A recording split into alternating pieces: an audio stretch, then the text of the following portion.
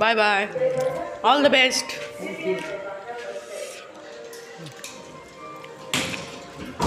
शांतपणे लिहायचा paper. Hello, good morning friends. कसे आहात तुम्ही? आय होप तुम्ही सगळे सुखी आणि स्वस्त असाल. तर फ्रेंड्स, आता म्हणजे आज आहे संडे आणि सकाळच्या वाजलेले आहेत 7. तर इथे वैभव जो आहे तो स्कॉलरशिपची परीक्षा द्यायला निघाला होता. तर ते शाळेमध्ये मुलं सगळे एकत्र होणार होते आणि त्यानंतर तिथून पनवेलला जाऊन ती स्कॉलरशिपची परीक्षा द्यायची होती. तर साहेब इथे चालले होते वैभवला सोडायला शाळेमध्ये. आणि त्यानंतर थोड्या वेळाच्या नंतर नाश्ता वगैरे करून आम्ही पण निघालो बाहेर. तर आम्हाला डोंबिवलीला जायचं होतं. जे पाठीमागं माझी बहीण ॲडमिट आहे असं बोललं होतं तुम्हाला, तर ती डिलिव्हरी झाली आणि तिला मुलगा झाला आहे. तर तिला बघण्यासाठी आम्ही निघालो होतो. तरी ते आम्ही निघाल्यापासून घरातून इथं साहेबांचं वेगळंच चालू होतं आपलं. त्यांचं म्हणजे ॲक्शनांना त्यांचे डायलॉग बोलत होते. म्हणजे साऊथ इंडियन मूव्हीसारखं बघतात साहेब आणि त्यामुळं कधी-कधी असं ते मूडमध्ये असतील तर मग ॲक्शन अन्नाचे काय डायलॉग मारून आम्हाला पकवत असतात. आणि अजून पण त्यांचं चालूच होतं. पूर्ण रस्त्याभरामध्ये ते म्हणजे काय ते मूव्हीचे डायलॉग वगैरे असं बोलत होते. आणि असं म्हणजे आपल्या परिवारामध्ये जो मेन माणूस आहे तो असा हसता खेळता असला ना तर तो परिवार पूर्ण सुखी असतो आणि समाधानी असतो. आणि म्हणजे जास्ती गंभीर राहणं हे पण चुकीचं आहे घरामध्ये. तर थोडंफार हसी मजाक केली तर मग ते चांगलं वाटतं जरा सगळ्यांनाच, मुलांना, बायकोला, पूर्ण फॅमिलीला. तर त्यामुळं साहेब कधी-कधी असं मूड हे झाला की करतात म्हणजे काहीतरी असं हसवण्याचा प्रयत्न करतात सगळ्यांना. तर आता इथे आम्ही निघालो होतो. तर अनुष्काला पाहिजे होता खाऊ. तर त्यासाठी ते आमच्या म्हणजे सोसायटीमध्येच इथे एक छोटंसं दुकान आहे. तर तिथून अनुष्काला खाऊ घेऊन दिला आणि त्यानंतर मग आम्ही निघालो डोंबिवलीला. आणि अनुष्काला पण काहीतरी महत्त्वाचा प्रोजेक्ट दिला होता कॉलेजमधून आणि तिला भरपूर अभ्यास होता. त्यामुळं तिला मी सांगितलं की बाबा अभ्यासाच्या नादामध्ये जेवायचं विसरू नको, जेवण पण कर. आणि त्यानंतर आता इथे निघालो. तर इथे बघा तुम्ही धुकं किती पडलेले आहेत. आता सध्या तर म्हणजे 8:30 झालेले आहेत तरीसुद्धा इथे धुकं होतीच. आणि म्हणजे जे गार्डनमध्ये जे झुला किंवा घसरगुंडी वगैरे होतं त्याच्यावरती पूर्ण असं पाणी साठलं होतं ते धुक्यामुळं. गेले गेले का?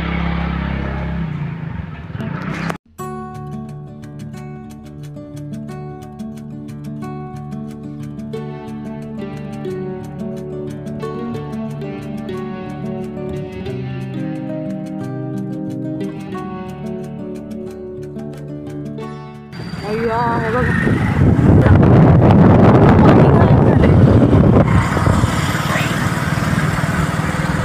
पाणी दिसत नको खूप आंघोळ करा.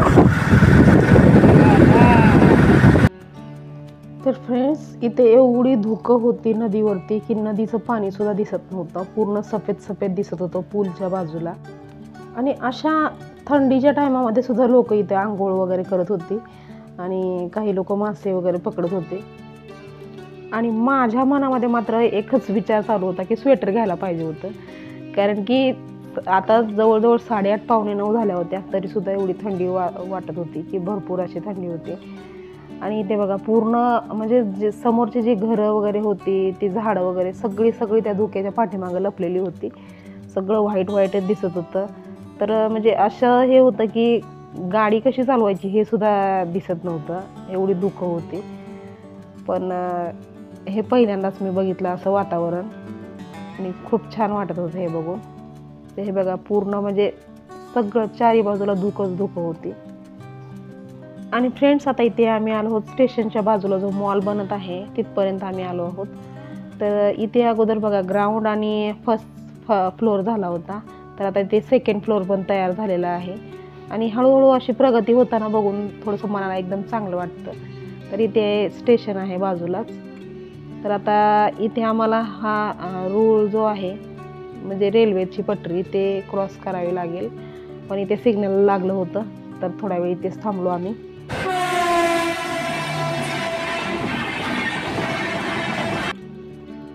आणि त्यानंतर इथे थोडंसं पुढं आलो आम्ही. तर इथे हे अरिहंतचं प्रोजेक्ट आहे इथे. तर इथे पण आम्ही फ्लॅट बघितला होता अगोदर. तर खूप सुंदर अशी डिझाईन आहे आणि आतमध्ये वगैरे खूप छान आहे. आणि मस्त होतं सगळं. पण फक्त इथे की स्टेशनची व्यवस्था नव्हती. आता सध्या होणार आहे स्टेशन, पण थोडा उशीर लागेल.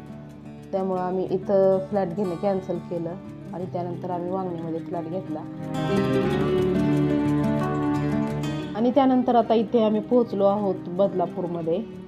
तर इथे आल्यावरती साहेबांना वाटत होतं की म्हणजे टायरमध्ये हवा कमी असेल असं वाटत होतं.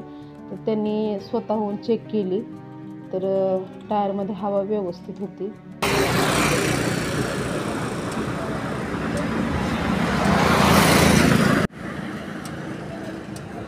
बरोबर आहे.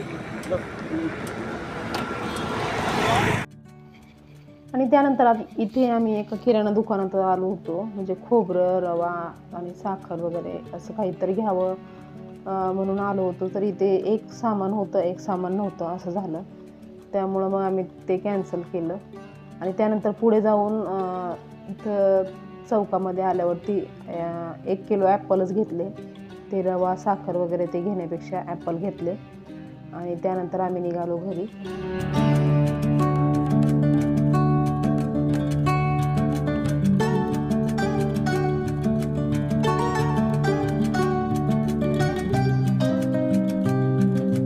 आणि आता इथे आम्ही फायनली म्हणजे माझ्या तात्याच्या चाळीच्या इथे आम्ही पोचलो होतो.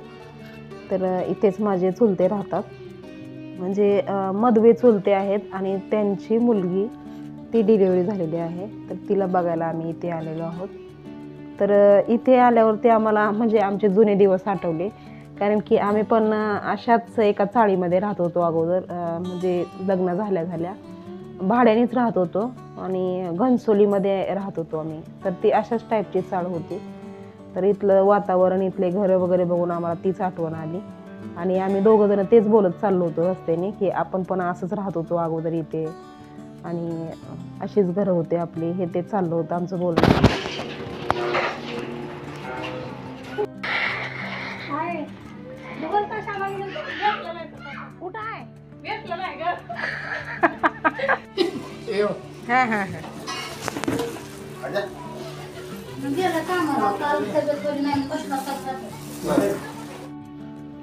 आणि त्यानंतर इथे बघा, हे जे फोटो लावलेले आहेत भिंतीवरती, हे माझे आजी आणि आजोबा होते.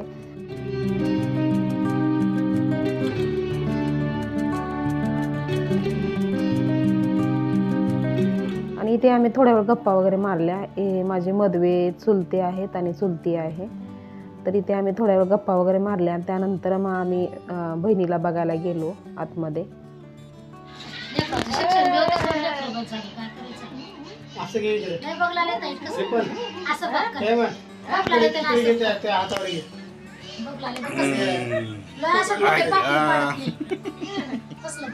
खाली बसतो असं बसते मांडीवर माझ्या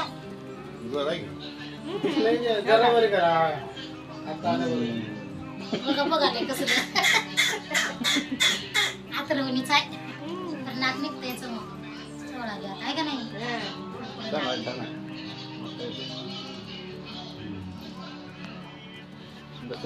मी काल ड्रेस घेऊन आले त्याला, तर ह्याने पोरगी आहे तो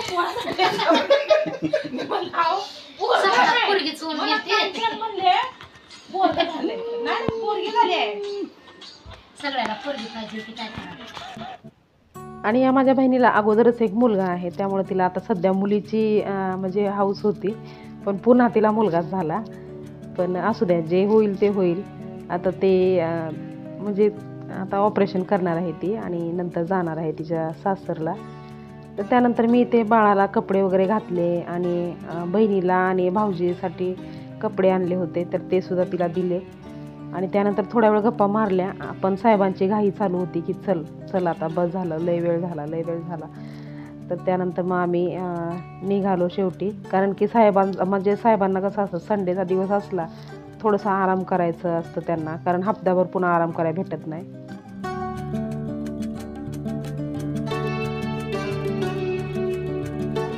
आणि त्यानंतर इथे आम्ही निघालो रिटर्न घरी.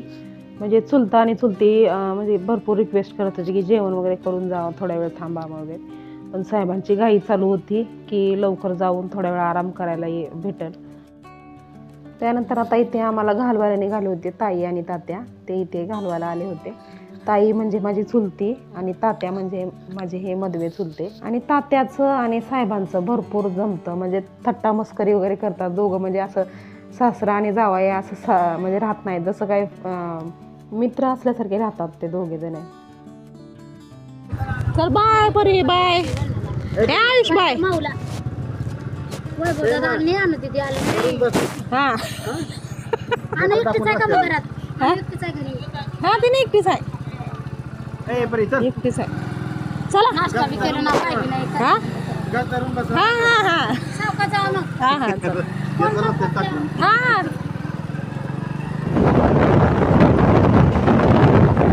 आणि त्यानंतर आम्ही आता रिटर्न निघालो होतो घरी. आणि पुढे गेल्यावरती अंबरनाथच्या डीमार्टच्या इथे साहेबांनी गाडी थांबवली आणि इथे आम्ही डीमार्टमध्ये निघालो, कारण की 2-3 वस्तू घ्यायच्या होत्या आम्हाला डीमार्टमधून. आणि रॅशन तर नंतर भरता येईल 1 तारखेच्या नंतर, पण आता फक्त 2-3 वस्तू घ्यायच्या होत्या. म्हणजे घरामध्ये रुमाल पण नव्हते, रुमाल संपले होते आणि लायटर वगैरे, म्हणजे अशा 2-3 वस्तू घ्यायच्या होत्या. तर इथे गेल्यावरती मला आठवलं की घरात राई जिरे पण नाही आहेत, त्यामुळे मी इथे राईचं 1 पॅकेट घेतले आणि जिऱ्याचं 1 पॅकेट घेतलं. आणि त्यानंतर आता इथे आम्ही फर्स्ट फ्लोअरला जाणार आहोत, कारण कपडे वगैरे फर्स्ट फ्लोअरला होते, भांडे वगैरे. तर इथे जाता जाता मला इथे रस्त्यामध्ये ते बघा हे शोपीस वगैरे दिसत होते, तर मला खूप आवडतात म्हणजे शोपीस वगैरे घ्यायला. तर साहेब बोलत होते चला अगोदर आपल्याला काय महत्त्वाचं घ्यायचं ते घे.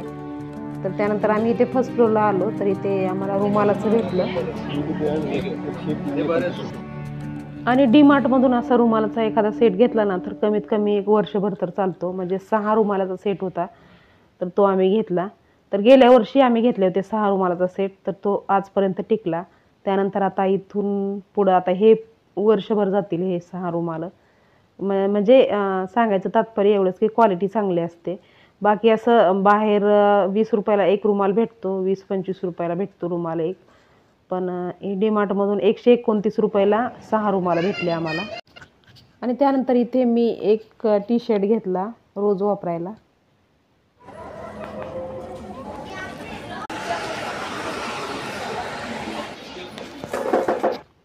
त्यानंतर इथे आम्ही जग शोधत होतो, पाण्याचा जग, स्टीलचा किंवा काचेचा घ्यावा म्हणलं तर इथे आम्हाला भेटलाच नाही, त्यामुळं ते कॅन्सल केलं आम्ही.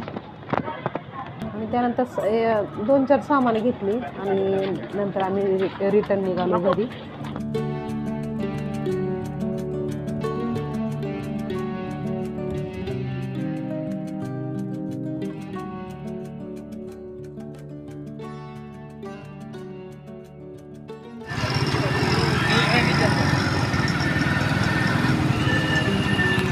बघितलं ना हा घेतलं. आणि इथे रोडचं म्हणजे काम चालू आहे, त्यामुळे इथे ट्रॅफिक जाम बघा. दुपारच्या टायमाला सुद्धा एवढं ट्रॅफिक होतं इथे, तर संध्याकाळच्या टायमाला काय अवस्था असेल. आणि जेव्हा हे रोड व्यवस्थित होतील ना सगळे, मग काय टेन्शन नाही राहणार. तर हे बघा इथे रस्त्यामध्येच इथं इंटरनॅशनल स्कूल आहे, हे ठाणेकर इंटरनॅशनल स्कूल. तर खूप मोठी शाळा आहे ही. त्यानंतर इथे आम्ही घरी पोहोचलो आणि काय काय वस्तू घेतल्या काय काय नाही ते बघत होतो. तर फ्रेंड्स, आता हा ब्लॉग जो आहे तो मी इथेच थांबवते. तुम्हाला हा ब्लॉग कसा वाटला हे कमेंट करून सांगायला विसरू नका. व्हिडिओ जर आवडला असेल तर लाईक आणि शेअर करा, आणि चॅनेलवर जर नवीन असाल तर चॅनेलला सबस्क्राईब करायला विसरू नका. तर पुन्हा लवकरच भेटूया आपण नवीन एका छानशा ब्लॉगमध्ये. तोपर्यंत स्वस्त राहा आणि मस्त राहा. बाय.